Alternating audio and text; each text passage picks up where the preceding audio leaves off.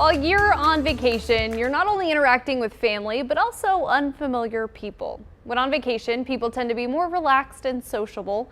Sometimes kids might chat with people that they don't know. As much as you want to teach your children to be friendly, you want to have parameters about how to interact with strangers. Blanca Cobb, who has a master's degree in psychology, and I are talking about this today. Blanca, why is it a good idea to have a refresher about talking to strangers on vacation? Vacation is a totally different ballgame than being at home. When you're on vacation, you're more relaxed, you're more comfortable. You might let your guard down because vacation is about fun, not worry, right?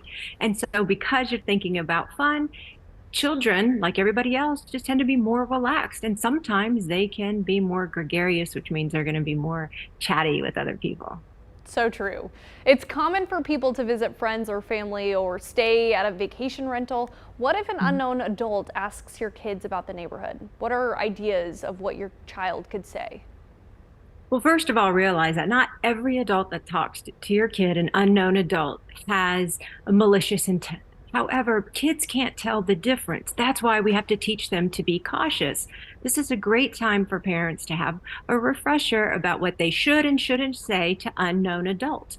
For example, like make sure you don't answer any personal questions and then go through the list of what personal questions means to you. That means our address, where we're staying, who we're with, our names. And then you want to have your child practice answering those questions with you and role playing it. And the reason that is so important because it gets them comfortable talking. There's one thing about knowing what to say versus actually practice it and talking in the moment. And then listen to this also. Children don't have to answer. They can walk away. So, and that's an appropriate response also. And I will tell you this, any well-meaning adult will get it and understand. And a majority will not take offense because then they'll realize, oh, right, I don't know this child. This child doesn't know me. Perhaps they're uncomfortable. So you want to teach your kids about safety, which is more important than being nice. I'm not saying be rude. I'm just saying they can walk away without saying a word. That's really good advice. What also seems to trip kids up when they're in those conversations? Sometimes kids will talk to unknown adults and they're cautious because they're like, ooh, yeah, this is a person I don't know. I need to be very careful.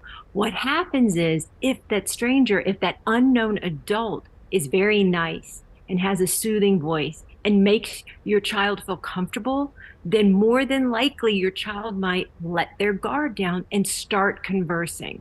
So that's why it's also important to have this conversation, a little refresher of what to say and what not to say, what to do and what not to do with an unknown adult. That's why you want to review and you want to role play and you want to make sure that they practice.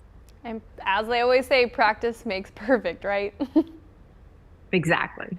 Well, thank you, Blanca. You can continue this conversation with her on her Facebook page, Blanca Cobb, Body Language Expert.